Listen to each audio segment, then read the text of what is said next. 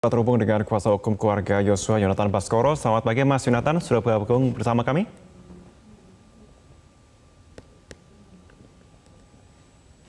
Ya, Mas Yonatan, selamat pagi. Selamat pagi lagi, Mas.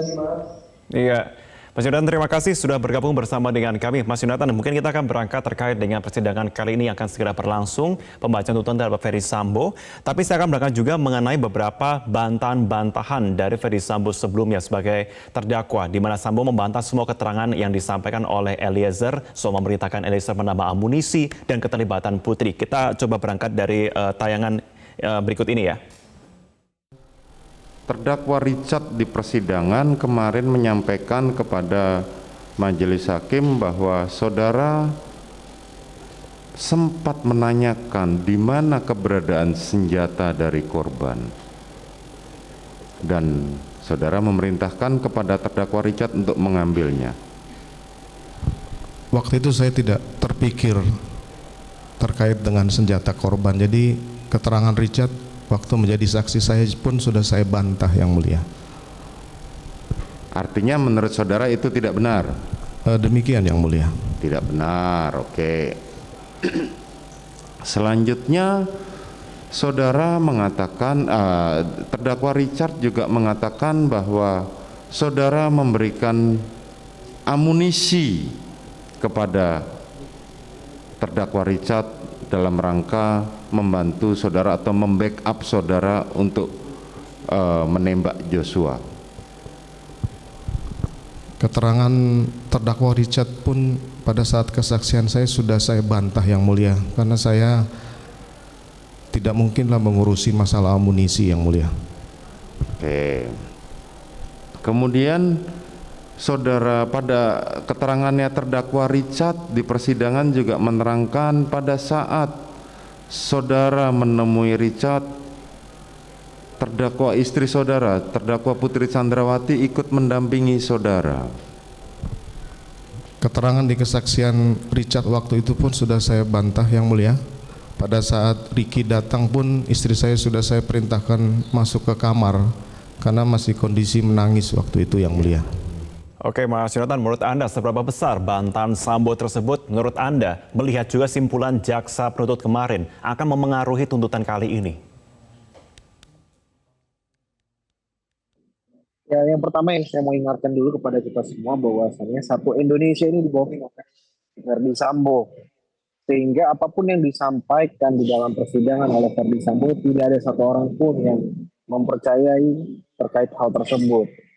Kemudian ditambah juga dengan keterangan terdakwa dalam hal ini Ferdy Sambo yang banyak tidak masuk di akal, ya, ataupun janggal begitu. Nah, itu juga kita semua sudah bisa lihat, dan saya rasa jaksa penuntut umum dalam hal ini kemarin sempat disinggung sedikit bagaimana peran Ferdy Sambo dan terdakwa yang lain. Nah, tetapi yang mau saya sampaikan di sini, faktor intelektual dari Ferdy Sambo ini sudah tidak bisa terelakkan, sehingga pada saatnya nanti, ya sebentar lagi kita sedang menanti-nanti jaksa penuntut umum dalam membacakan tuntutannya, saya rasa jika terdakwa lain terbukti secara sah dan meyakinkan telah melanggar pasal 340 ya atau pembunuhan berencana, tentu aktor intelektualnya juga akan dijatuhi pasal yang sama. Namun memang yang menjadi sorotannya adalah terkait dengan tuntutan hukuman yang akan dibacakan oleh jaksa penuntut umum. Jangan sampai seperti kemarin, ya. Saya rasa kita masih percaya, tetapi pada ujungnya nanti memang yang memutus perkara ini adalah majelis hakim, tidak terikat dengan tuntutan jaksa. Namun yang ingin saya sampaikan sekali lagi, penting saya sampaikan, dalam hal ini jaksa membacakan tuntutannya seharusnya sesuai dengan apa yang sudah dijabarkan. Jika memang 340 terbukti, ya kita lihat dong ancaman hukuman pasal 340 itu apa aja.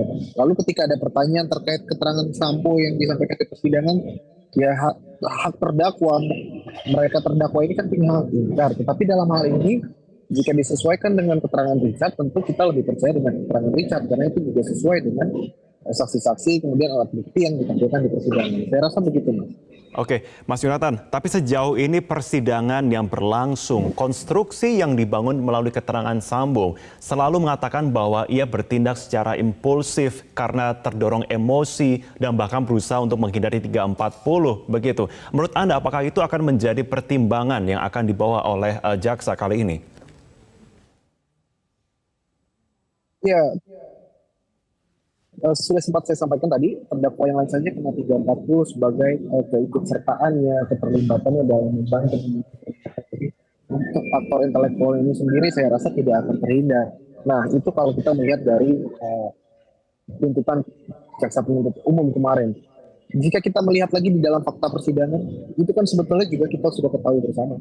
Unsur pembunuhan berencana itu sudah tidak terelakkan. Bagaimana kalau kita melihat persiapan-persiapan yang sudah dilakukan dari sejak di Magelang, kemudian sampai di Saguling, lalu ada rapat kecil, mempersiapkan eksekutor, perintah hajar atau tembak, itu juga tidak penting menurut saya perintah hajar atau tembak, karena dari rangkaian sebelumnya itu sudah dijelaskan tujuannya adalah memberikan pelajaran kepada almarhum Yosua, dan dalam hal ini sudah ada korban tewas kok, jadi sehingga tidak ada lagi itu untuk membela diri dalam hal karena emosi segala macam. Buktinya sempat bermain bulu tangkis dulu kan, kalau kita lihat di dalam persidangan, sehingga apapun pembelaan yang disampaikan sudah tidak masuk di akal, sehingga justru menunjukkan kejanggalan-kejanggalan yang semua sudah kita bisa nilai sendiri sebetulnya untuk unsur pembunuhan berencana.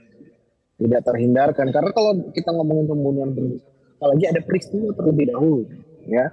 Perlu saya sampaikan, ada peristiwa terlebih dahulu, entah apapun itu peristiwa di Magelang, tapi dalam hal ini almarhum dieksekusi.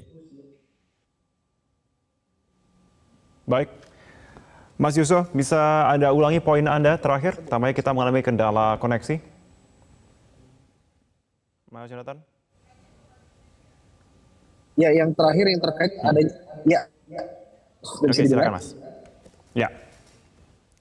Halo, sudah. Ya, Mas Yonatan, sudah terdengar. Silakan. Sudah terdengar? Ya. Ya, apalagi pemenuhan unsur yang terakhir yakni waktu tenang.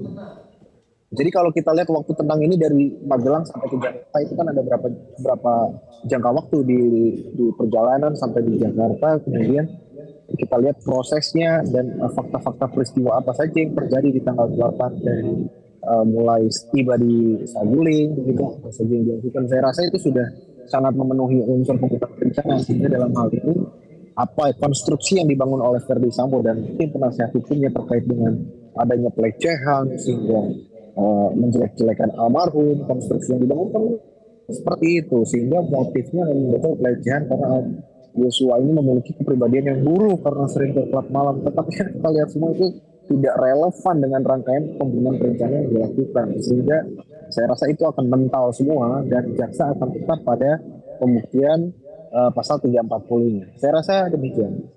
Oke, Mas Yonatan, kalau kita berbicara mengenai simpulan dari jaksa kemarin yang masih menimbulkan pertanyaan dan tanggapan terkait dengan bukan pelecehan tapi perselingkuhan. Maaf, saya harus membawa itu lagi. Bukankah itu juga akan kemudian menjadi tanda kutip keuntungan bagi Sambo jika dikatakan adanya bukti perselingkuhan hingga kemudian akhirnya berujung kepada amarah secara mendadak yang dihasilkan oleh Sambo, dan itu bisa dijadikan senjata untuk bisa meringankan Sambo? Ya, yang pertama saya sampaikan dulu ya terkait perselingkuhan yang disimpulkan oleh jaksa. Perlu saya sampaikan di sini mewakili keluarga. Menurut kami, jaksa penuntut umum dalam hal ini menyimpulkan hal tersebut sangat berani dan menurut saya tidak mendasar dan terlalu cepat begitu, karena tidak ada bukti material yang mengatakan bahwasanya ada itu perselingkuhan, karena itu hanya bisa dibuktikan oleh terdakwa PC dan almarhum yang sudah tiada, sehingga untuk pembuktiannya saya rasa sangat sulit. Namun kalau kita kaitkan dengan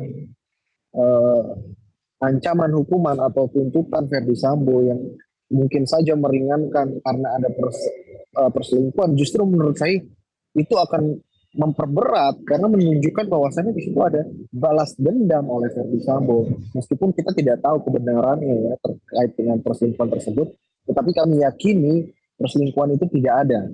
Dan kalau misalkan ada pun ke arah-arah sana, saya yakin karena ada relasi kuasa dalam hal ini adalah PC yang memulai duluan.